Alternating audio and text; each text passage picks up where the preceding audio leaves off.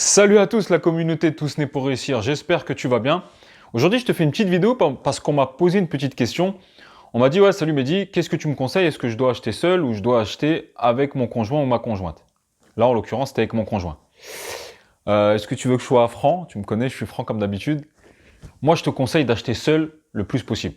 Alors je vais m'expliquer, hein. Voilà, faut que je m'explique. Bon tu sais qu'il y a un célèbre dicton qui dit seul on va plus vite, mais ensemble on va plus loin. C'est vrai. Et peut-être qu'à un moment donné, tu seras obligé, vous serez obligé d'avoir les deux salaires pour pouvoir acheter ensemble. Mais si tu peux te faire ton socle au départ tout seul, je te conseille de le faire tout seul. Oui, avant de te marier ou autre, si tu peux te faire ton socle tout seul, je te conseille de le faire tout seul. Pourquoi? Parce que tout ce que tu as acheté avant de te marier, ça ne rentre pas dans le pot commun. Ça ne rentre pas dans le régime de la communauté du mariage. Alors, à moins que demain, tu te maries et dans ce cas-là, vous faites un contrat de mariage. Aujourd'hui, ça se fait de plus en plus. Il faut juste savoir l'expliquer et l'aborder avec ton partenaire, mais ça peut être même très avantageux pour plein de choses. Dans le contrat de mariage, tu peux tout mettre, hein, jusqu'à qui garde le chien, qui lave la patte du chat. Là, je déconne avec toi, mais ça peut être intéressant de faire peut-être un contrat de mariage. Parfois, c'est mal pris, c'est dire quoi? T'as pas confiance en moi, tu crois que je vais te gratter, tu crois que je vais... Je t'explique. Tout va bien, ok, on s'aime, c'est la vie, on se fait des photos, des selfies, on s'aime de ouf. Si demain ça va plus, c'est la guerre. Ne cherche pas, mais non, moi je suis pas comme ça. C'est faux. Tu vas refaire ta vie, il va refaire sa vie. Ton nouveau mec, il va te dire, ouais, mais attends, non, moi je suis pas d'accord. Toi, tu vas aimer ton nouveau mec. Lui, pareil, sa nouvelle femme, elle va lui dire, ouais, mais non, attends, qu'est-ce que tu fais avec celle-là? Je m'en fous, machin, on lui prend. Je te dis direct. Moi, tu me connais, je suis quelqu'un de cash et franc.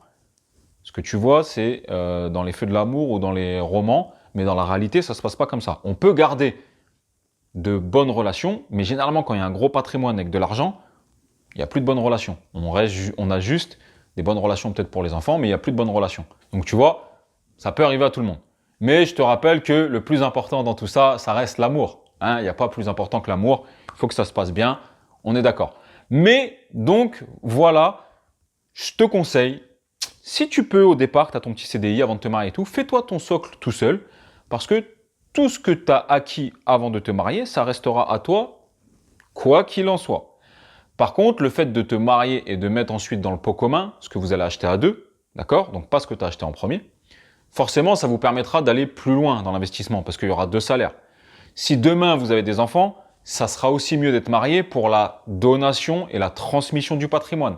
Ensuite, l'avantage aussi d'acheter à deux, c'est que du coup, ça vous fait un sujet en plus en commun, un centre d'intérêt commun où vous pouvez débriefer, vous allez faire les visites à deux, c'est un sujet commun et c'est plaisant de discuter. Tu vois, moi avec mon épouse, on aime bien discuter, on aime bien nous répartir les tâches, on voit un petit peu, bon c'est plus moi qui m'en occupe de la partie recherche, financement, investissement, fiscalité, mais elle, tu vois, elle vient, elle met sa petite patte pour la déco, elle me soutient sur certaines choses, elle vient des fois parfois en visite avec moi et elle va voir des choses que peut-être moi j'avais pas vues.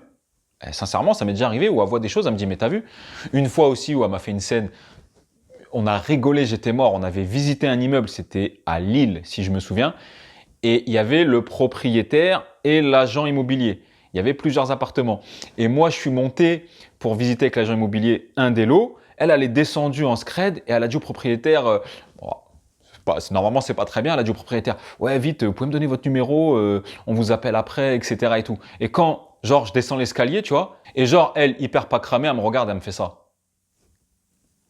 Tu vois, genre, pas cramée, tu vois. Genre, j'ai eu le numéro.